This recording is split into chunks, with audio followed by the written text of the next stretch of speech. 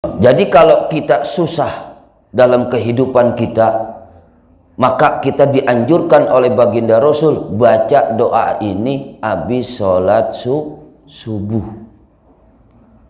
Jadi enak ketika selesai sholat subuh kita baca doa ini, mudah-mudahan segala kesulitan-kesulitan kita yang akan kita hadapi di depan nanti ya akan mudah. Ya, jadi Rasul ngajarin doa ini nih. Doanya Allahumma, wahai Allah, laka bagimu alhamdu segala puji. Wa ilaika, dan hanya kepadamu al-mustaka, tempat ngeluh, tempat mengeluh, tempat mengadu. Jangan nama manusia, tapi kepada Allah. Wa antal musta'anu, dan engkau itu al-musta'anu adalah tempat kita memohon, tempat kita meminta. Diajarin tuh sama baginda Rasul, wala haula wala quwata illa billahil aliyil azim. Wala haula, dan tidak ada daya dan upaya, wala quwata, dan tidak ada kekuatan, billah ya, hanya kepada Allah al-aliyu yang maha mulia, al-azimu yang maha besar.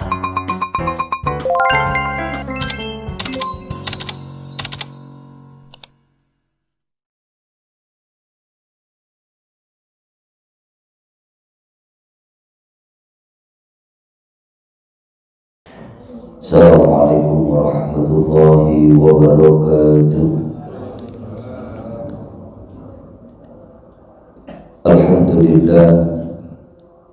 Alhamdulillahilladzi an'amana bi ni'matil iman wal islam.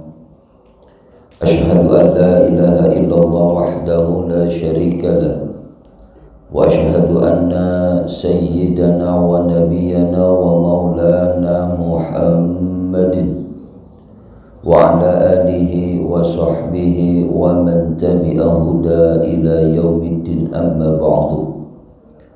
Rabbi shrah sadri wa yassir li amri wahlul 'uqdatam min lisani yafqahu qawli. Rabbi zidna ilman nafi'a warzuqna fahman zayyida fil laili wan nahar. Faqad qala Allah ta'ala fi kitabihil karim, a'udzu billahi minasy syaithanir rajim, bismillahirrahmanirrahim. Yarfa'illahu alladhina amanu minkum walladhina utul ilma darajat. Shadaqallahul azim wa shadaqa rasuluhun nabiyul habibul karim. Wa nahnu ala dzalika minasyahidin wasyakirin walhamdulillahi rabbil alamin. Yang sama-sama kami hormati Ketua DKM Masjid Al-Barkah Al-Mukarram Ustadz Bapak Haji Haidir, para sesepuh, para tokoh masyarakat, para ustadz, para asatidzah yang tidak bisa saya sebutkan namanya satu persatu, namun semua itu tidak mengurangi rasa hormat dan mahabbah untuk semuanya. Kita bersyukur kehadirat Allah Subhanahu wa ta'ala. Alhamdulillah, di pagi hari ini yang dari jam 2 tadi malam hujan kagak berhenti-berhenti sampai sekarang, Allah masih membersamai kita, masih mengumpulkan kita di tempat yang mulia ini dalam rangka melaksanakan sholat subuh berjamaah dan dilanjutkan dengan thalabil ilminya Allah. Mudah-mudahan segala niat kita, langkah kita dari rumah menuju ke tempat yang mulia ini senantiasa diberikan ganjaran pahala yang berlipat-lipat ganda oleh Allah Subhanahu wa ta'ala. Dan mudah-mudahan dengan berkumpulnya kita semua di sini menjadi salah satu wasilah atau sebab gugurnya dosa-dosa kita, diampuni segala dosa-dosa kita oleh Allah Subhanahu wa ta'ala. Amin ya rabbal alamin. Salawat serta salam tak lupa pula kita sanjungkan kepada junjungan kita baginda besar Nabi Muhammad sallallahu alaihi wasallam. Mudah-mudahan kita semua yang berada di tempat yang mulia ini, baik diri kita, keluarga kita, saudara-saudara kita, semua diakui oleh baginda Rasul sebagai umatnya, dan kelak di yaumul qiyamah nanti kita mendapatkan syafaatul uzma dari baginda besar Nabi kita Muhammad sallallahu alaihi wasallam. Para jamaah yang dimuliakan Allah Subhanahu wa taala, sebelum kita mulai kajian kita pada pagi hari ini, terlebih dahulu marilah sama-sama kita membaca kitab suratul Fatihah, yang mana suratul Fatihah ini kita kirimkan untuk saudara kita ya. Bapak Haji Asnawi katanya lagi kurang sehat. Mudah-mudahan dengan kita membaca kitab suratul Fatihah ini segera diangkat penyakitnya oleh Allah Subhanahu wa taala dan diberikan kesehatannya kembali ke sedia kala dan bisa berkumpul lagi bersama-sama kita di masjid yang kita muliakan ini. Ala hazihin ya wa ala kulli niyatin salihah wa ila hadratin nabiyil mustafa rasulillahi Muhammad sallallahu alaihi wasallam wa ala alihi wa azwajihi wa zurriyatihi wa ahli baitihil kiram syai'un lillahi lahumul fatihah. A'udzu billahi minasyaitonir rajim. Bismillahirrahmanirrahim. Alhamdulillahi rabbil alamin arrahmanir rahim maliki yaumiddin iyyaka na'budu wa iyyaka nasta'in ihdinas siratal mustaqim siratal ladzina an'amta 'alaihim ghairil maghdubi 'alaihim waladdallin amin. Bismillahirrahmanirrahim.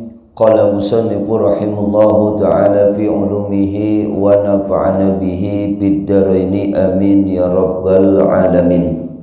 Para jamaah yang dimuliakan Allah Subhanahu wa taala, pada pagi hari ini kita lanjutkan kajian kita kitab Nashahihul Ibad yang dikarang oleh Syekh Nawawi Al-Bantani.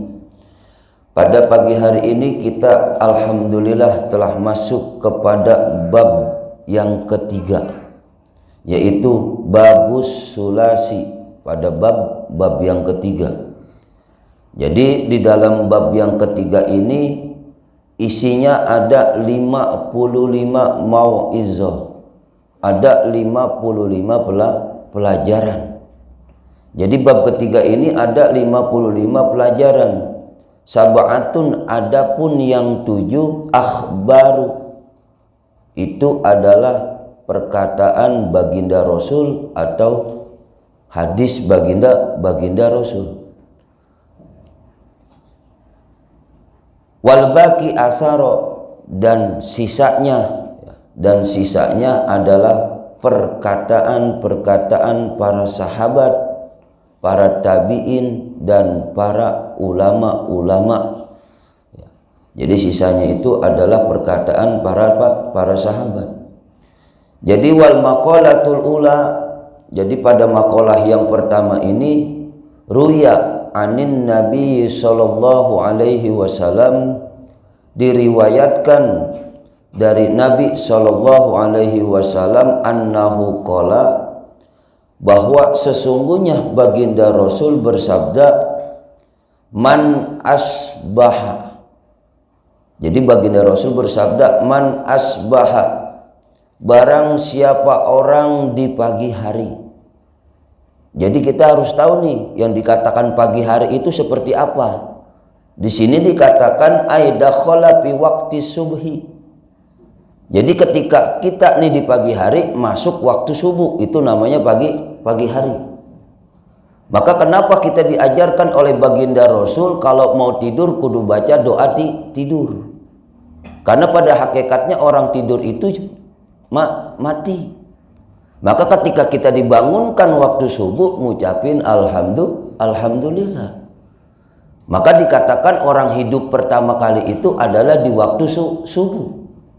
Jadi kata baginda Rasul, man asbaha, barang siapa orang di pagi hari, ya, wa huwa yasku, dia ngeluh, dia mengadu. Mengadunya sama siapa? Ilanas, kepada manusia. Jadi ada orang di pagi hari baru bangun tidur, habis sholat subuh, tiba-tiba curhat sama tetangganya, ngeluh sama saudaranya kepada manusia. Apa yang dikeluhkan? Diqal ma'asi, akan sulitnya kehidupan. Jadi ini kita bangun tidur, datang ke rumah tetangga, datang ke rumah saudara, ngeluhin tentang susahnya hidup. Begini amat sih ya ini hidup, nggak senang-senang, ngeluh jatuh. Maka kata Rasul, pakaan nama yaskurabbahu, seakan-akan orang yang ngeluh di pagi hari tersebut dia lagi ngeluhin Allah. Kita datang ke rumah saudara, ke rumah tetangga, mengeluhkan susahnya hidup kita kepada orang, itu sama saja kita lagi mengeluhkan Allah kepada manusia. Padahal kata Allah, kata Rasul, kalau kita mau ngeluh ya bukan sama manusia, tapi sama Allah. Maka di sini dilanjutkan wasikayatu la taliku ila ilallah. Maka tempatnya mengeluh itu bukan sama manusia, tapi sama Allah Subhanahu wa ta'ala. Kalau kita ngeluhnya sama manusia, itu sama aja kita termasuk golongan orang yang kagak bersyukur. Begitu. Maka dikatakan juga di sini, karena ngeluh sama manusia di pagi hari, fa innaha min jumlatid du'a. Jadi ngeluh di pagi hari sama manusia itu sebagian daripada doa. Ya kalau kita ngeluhnya kagak enak, ya itu doa. Kita ngeluhnya hidup begini amat, mana besok motor belum kebayar, mana begini begitu, anak mau kuliah belum ada duitnya, ini besok kenaikan kelas mana belum bayar-bayaran. Ngeluhnya begitu sama manusia, itu sebagian daripada doa. Maka kalau ngeluhnya jelek, ya Allah kabulin jadi jelek terus.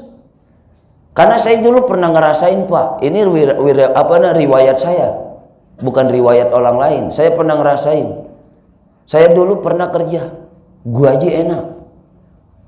Orang-orang gajinya baru pada 3,5 juta, saya udah 5 juta. Tapi setiap habis gajian nih saya selalu ngomong bagaimana? Selalu ngomong begini, ya Allah, kok ini baru 2 hari udah kagak ada duitnya, padahal gajinya gede. Saya selalu bilang begitu tuh. Ya gajian paling lewat doang, dapat 2 hari 3 hari udah habis. Begitu tuh saya selalu ngomong begitu tuh. Bener Pak, itu kenyataan tiap bulan saya pasti begitu. Jadi tiap bulan 3 hari lewat, tiap bulan 3 hari lewat, karena keluhan saya begitu. Saya ngomong juga sama teman saya, gaji lu masih ada? Sama, gaji gue juga lewat doang. Ya udah sama-sama. Sama-sama itu waktu zaman saya kerja. Akhirnya apa yang terjadi? Pusing kepala. Timbulnya apa?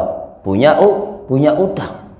Jadi kita ngeluh sama manusia di pagi hari adalah sebagian dari doa. Begitu. Ya kalau kita ngeluhnya bagus, ya jadi bagus. Kalau ngeluhnya jelek, ya jadi jelek.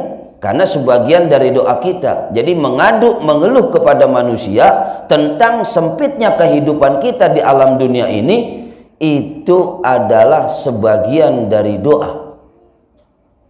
Padahal kita tahu tempat mengaduknya kita, mau susah mau senang, itu hanya kepada Allah Subhanahu wa ta'ala, bukan kepada siapa-siapa. Tuh, begitu.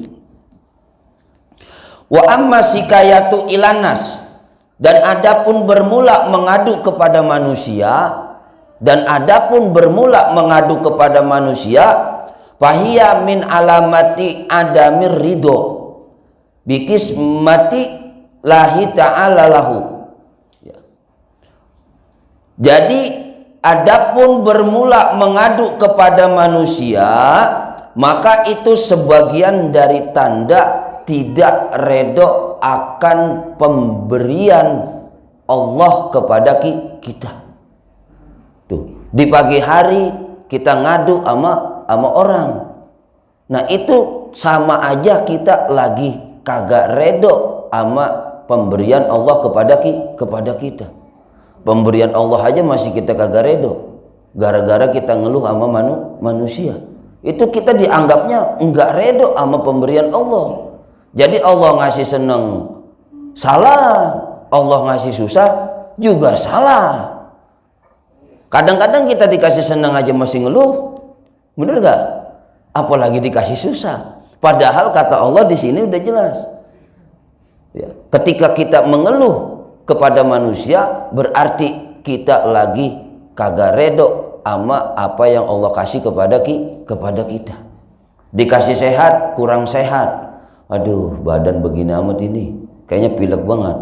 Begitu kurang enak banget di badan, ngeluh sama manusia, yaitu sama aja kita nggak redo dikasih sakit oleh Allah. Padahal itu adalah ujian dari Allah, karena Allah ingin mengangkat derajat kita. Tuh begitu ya.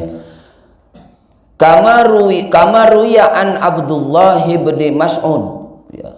Sebagaimana telah diceritakan oleh Abdullah bin Mas'ud qala, jadi Abdullah bin Mas'ud ini berkata, qala Rasulullah sallallahu alaihi wasallam, telah berkata baginda Rasul sallallahu alaihi wasallam. Jadi cara kita ketika pagi agar kagak ngeluh ama manusia, Allah nih ngajarin doanya. Allah ngajarin, baginda Rasul nih ngajarin doanya. Di sini baginda Rasul ngajarin doa kepada kita. Ala u'allimukumul kalimatil lati takallama biha Musa alaihi salam.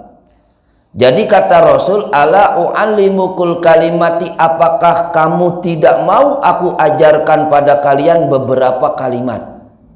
Itu kata Rasul, allati takallama biha Musa, ya, sebagaimana yang telah Nabi Musa katakan. Apa yang dikatakan Nabi Musa? Hina jawazal bahru ma'al bani Israel. Jadi sebagaimana Nabi Musa mengatakan ketika Nabi Musa ingin menyeberangi lautan bersama dengan kaum Bani Israel. Jadi ini sebenarnya doanya doa Nabi Musa ketika waktu Nabi Musa itu dikejar-kejar sama Fir'aun.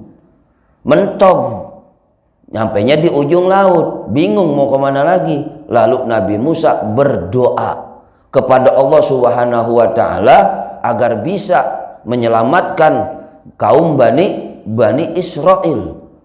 Jadi kaum Bani Israel zaman dahulu nih hidup di Mesir ini amat sangat dijajah oleh Fir'aun, amat sangat dibudak.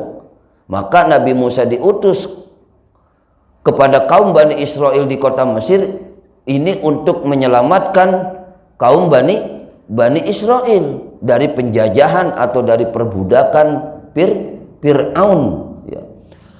Ketika Nabi Musa nyampe di pinggir laut, lalu Nabi Musa berdoa. Apa doanya? Allahumma lakal hamdu wa ilaikal mustaka wa antal musta'anu wala haula wala quwwata illa billahil aliyil azim. Jadi ketika kita susah, ketika kita kekurangan, jangan pernah ngeluh kepada manusia. Tapi kita dianjurkan disuruh baca doa ini nih sama baginda Rasul. Jadi pagi ini nih kita lagi ngumpul nih, ayo kita baca doanya bareng-bareng. Mudah-mudahan dengan kita membaca doa ini, kesusahan-kesusahan hidup kita di alam dunia ini diangkat oleh Allah, diganti dengan kemudahan. Ya, kita baca doa bareng-bareng karena ini doa benar-benar bagus. Bismillahirrahmanirrahim. Allahumma lakal hamdu wa ilaikal mustaka wa antal musta'anu wala haula wala quwwata illa billahil aliyil azim.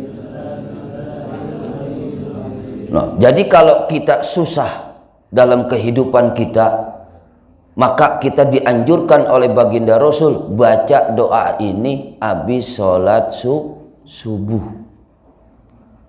Jadi enak ketika selesai sholat subuh kita baca doa ini, mudah-mudahan segala kesulitan-kesulitan kita yang akan kita hadapi di depan nanti ya akan mudah. Ya, jadi Rasul ngajarin doa ini nih. Doanya Allahumma, wahai Allah, laka bagimu alhamdu segala puji.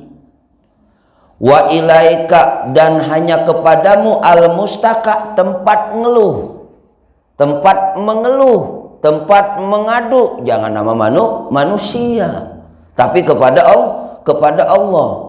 Wa antal musta'anu, dan engkau itu al-musta'anu adalah tempat kita memohon, tempat kita meminta.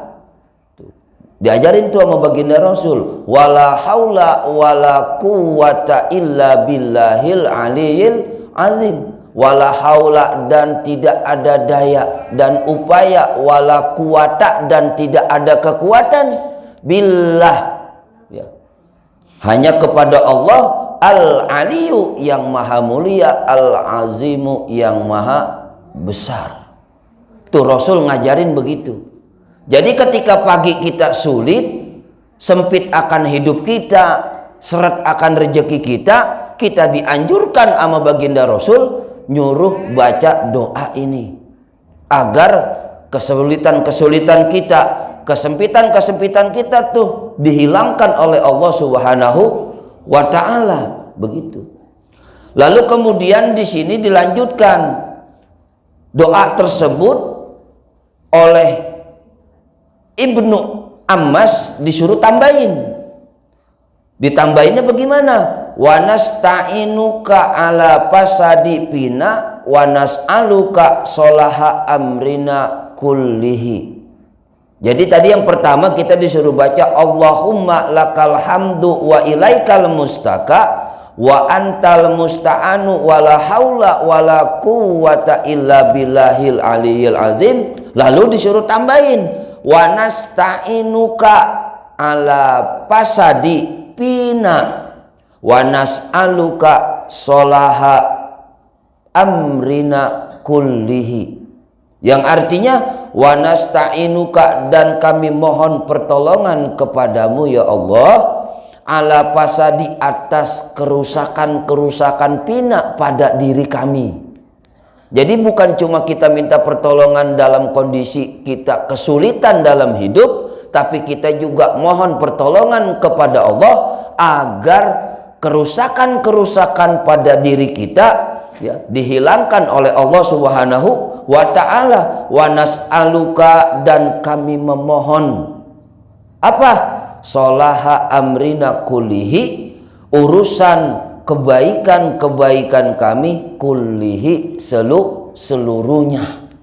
Tuh hebat kagak tuh doa? Nabi Musa aja baca doa begitu, laut bisa kebelah. Coba, ya kan? Baca doa ini doang, laut bisa kebelah. Apalagi kita yang cuman urusan masalah hidup. Yang dibilang sulit banget kagak, dibilang belangsak banget juga kagak. Yang penting masih bisa makan. Jadi kita akan timbul rasa syukur kepada Allah Subhanahu wa ta'ala. Jangan Pak, jangan pernah ngeluh. Mulai watas ini mah udah tahu. Kalau kita ngeluh pagi hari sama manusia, itu sama aja kita lagi ngeluhin Allah kepada manusia. Lalu kemudian kita ngeluh sama manusia di pagi hari, itu sama aja kita kagak redo ama yang Allah kasih kepada kita. Begitu. Jadi jangan pernah lagi mulai watas ini nih. Pagi ini kita ngeluh kepada orang. Kalau kita minta tolong kagak jadi masalah. Bukan ngeluh itu mah, minta tolong, bukan ngeluh. Bukan. Ini ngeluh ini mah kan namanya kayak orang kagak nerima dengan hidupnya. Kalau minta tolong mah namanya kita susah nih. Tapi kita minta tolong. Pak Haji, saya minta tolong dong. Minjem duit. Itu namanya bukan ngeluh. Minta tolong. Kalau ngeluh namanya kagak redo. Apa namanya? Kayak orang, apa sih disebutnya ya? Ngeluh itu kayak kagak nerima sama hidupnya begitu. Jadi Allah ngasih susah kayak kagak nerima aja begitu. Itu namanya ngeluh. Kalau minta tolong makan beda dengan ngeluh. Kalau ngeluh, menurut saya nih, ngeluh itu kita kayak kagak nerima hidup aja gitu. Kita nih dikasih susah, udah kagak nerima aja. Beda dengan kalau saya datang ke rumah Pak Haji Haidir, Pak Haji Haidir saya minjem duit dong. Itu namanya bukan ngeluh. Karena kita memang lagi butuh. Bukan ngeluh tuh namanya. Kalau pandangan saya ya, ngeluh sama kayak kita minta tolong itu beda. Jadi kalau ngeluh kita terus-terusan. Kalau minta tolong kan cuma sekali doang. Tapi kalau ngeluh itu kayak kita bener-bener kagak nerima lah. Kagak nerima tentang apa yang Allah kasih dari kehidupan kita. Tuh begitu, ya. Jadi begitu tuh, ya. Lalu yang selanjutnya saya lanjutkan, waman asbaha, dan barang siapa orang masuk di pagi hari. Sama yang dikatakan pagi hari itu aidakhala fi waqti subhi, ya. Dan pada masuk pada waktu subuh li umuri dunia, ya. Karena tentang urusan dunia, hazinan, ia merasa sedih. Jadi kalau yang tadi ngeluh, kalau yang ini merasa sedih. Yang pertama tadi di waktu pagi dia ngeluh. Nah kalau yang sekarang di waktu pagi dia merasa sedih. Sedihnya bukan apa-apa, sedihnya tentang urusan dunia. Contoh, dia ngomong sendiri sedih, bangun tidur, habis sholat subuh bengong. Aduh, mana motor belum kebayar, ntar udah mau tagih kolektor lagi nih. Bagaimana ini ya? Itu namanya sedih tentang urusan dunia. Maka kalau ada orang di waktu pagi dia merasa sedih tentang urusan dunia, di sini kata baginda Rasul, faqad asbaha sahiton Allah. Dia itu seakan-akan lagi marah-marah sama Allah. Jadi kalau kita pagi hari merasa sedih tentang hidup kita, kesusahan akan hidup kita, maka itu kita lagi marah-marah sama Allah. Sama aja kita lagi marah-marah tuh sama Allah. Begitu. Artinya begini nih, artinya kok bisa sedih di pagi hari kita dikata marah-marah sama Allah. Wal makna, maksudnya adalah man hazana ala umuri dunia, barang siapa yang merasa sedih dalam urusan dunia, faqad ghadaba Allah, maka sesungguhnya dia marah kepada Allah, li'annahu lam yarda biqada illahi, ya, li'annahu, karena sesungguhnya lam yarda, dia tidak redha biqada illahi ta'ala, dengan keputusan Allah subhanahu wa ta'ala. Tuh maksudnya begitu. Jadi ketika kita sedih di pagi hari tentang urusan dunia, itu sama aja kita kagak redho sama keputusan Allah. Begitu. Karena setiap hari ini nih pasti yang namanya qada atau keputusan Allah pasti diberikan kepada kita. Begitu. Pasti akan diberikan. Yang pertama adalah tidak redho dengan keputusan Allah, walam yasbir, dan tidak sabar. Tidak sabar akan apa? Ala balaihi, atas ujian Allah. Jadi kita pagi hari sedih akan urusan dunia, maka itu ama aja kita kagak redho sama keputusan yang Allah berikan kepada kita. Lalu yang kedua, kita kagak sabar atas ujian yang Allah berikan kepada kita. Jadi kita merasa sedih aja tuh. Nah yang begitu tuh sama aja kita lagi marah-marah sama Allah. Jadi kita harus merasa nih, lihat keimanan kita. Makanya kita lihat dah keimanan kita. Jadi kita iman itu jangan cuma sama Allah, jangan cuma sama malaikat, jangan cuma sama hari kiamat, jangan cuma sama kitab suci Al-Quran, jangan cuma sama baginda Rasul, sama para Rasul, tapi kita juga harus beriman kepada qada dan qadar. Maka ketika kita mempunyai iman kepada qada dan qadar, pasti otomatis kita akan menerima keputusan Allah, dan kita akan pasti menerima ujian dari Allah.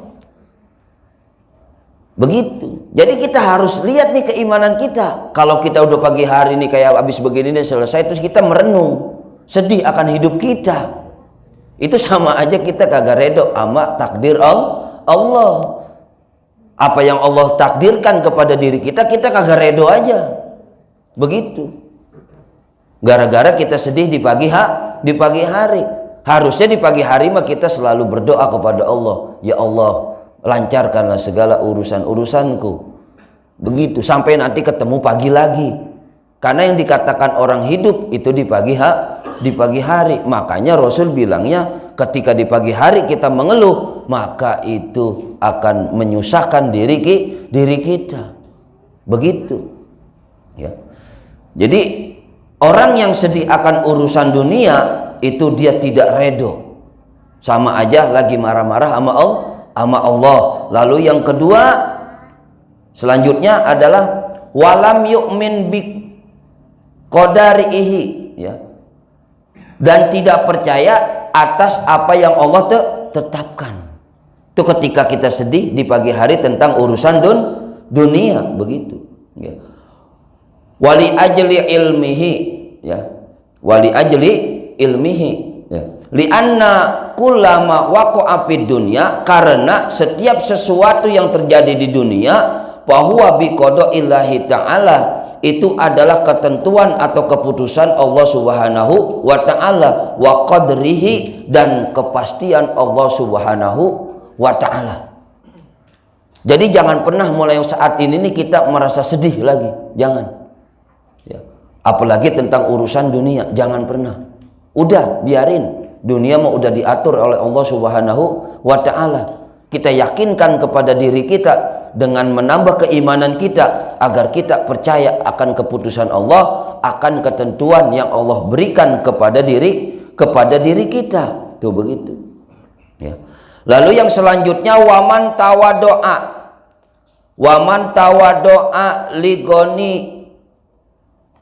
liginauhu, ya. Waman tawadoa liginauhu, ya. Faqad zahaba sulusa dinihi. Barang siapa yang tawadu, maka akan hilang sepertiga agamanya kepada orang kaya. Jadi di sini dikatakan barang siapa orang yang tawadu kepada orang kaya. Nih, bicaranya nih. Barang siapa orang yang tawadu kepada orang kaya, maka akan hilang sepertiga agamanya. Maksudnya tawadu sama orang kaya itu orang kaya bagaimana? Jadi kita kalau mau orang kaya itu udah sungkemnya kayak apa tahu? Ya bolak-balik nyium bolak-balik tuh. Padahal orang kaya itu bukan orang kaya yang soleh, bukan orang kaya yang punya ilmu, bukan.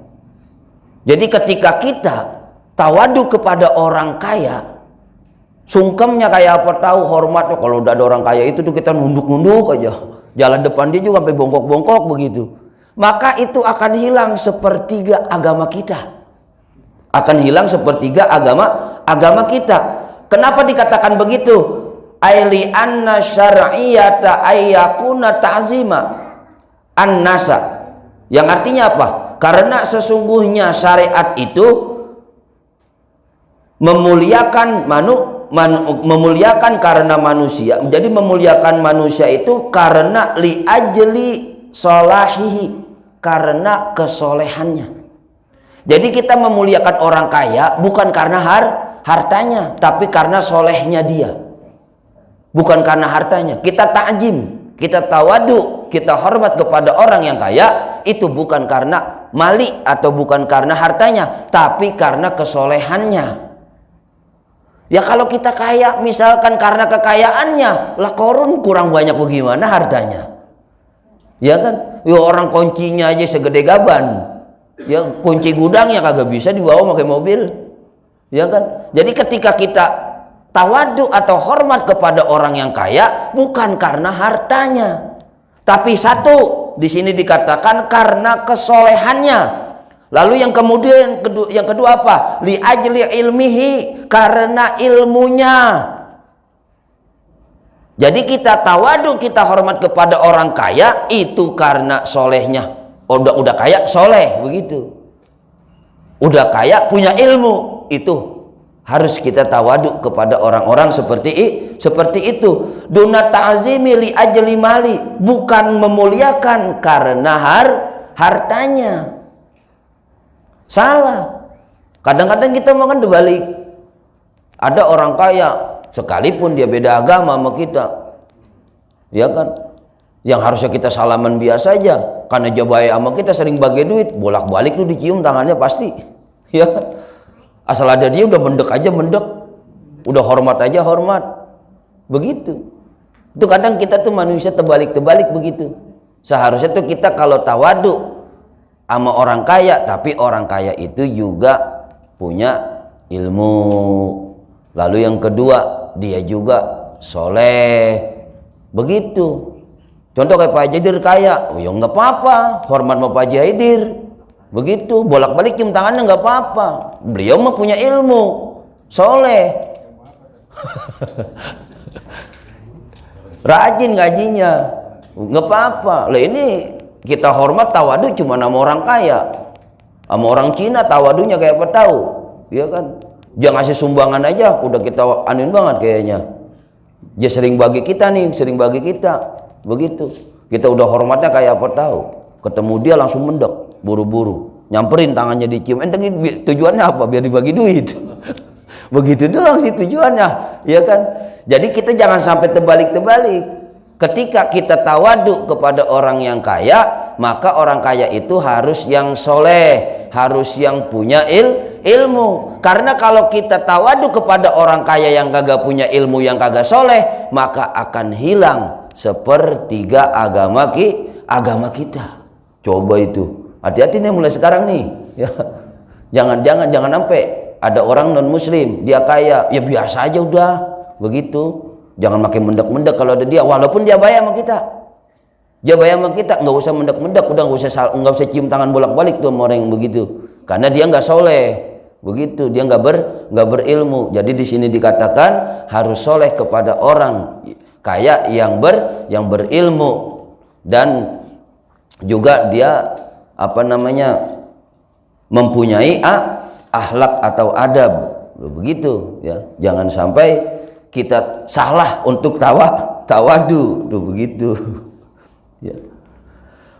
Lalu yang selanjutnya, fa inna man akramal mali ahanan, karena bahwa seseorang yang memuliakan karena harta, ya, memuliakan karena harta, al ilma, bukan karena ilmu, wassolaha, dan juga bukan karena kesolehan, itu sama aja dia menghina ilmu dan menghina kesolehannya.